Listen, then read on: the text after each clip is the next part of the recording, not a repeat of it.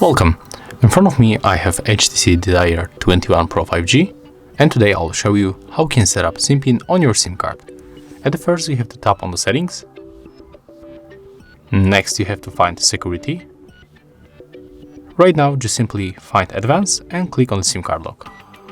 Next you have to find your SIM card in the slot, in my case is the first one. Then find the lock SIM card and tap on the switcher. Then input your new PIN code. Click OK. And right now when you restart your smartphone, the PIN code will be required, so you will be able to protect your smartphone in a better way. If you find this video helpful, remember to leave a like, comment and subscribe to our channel.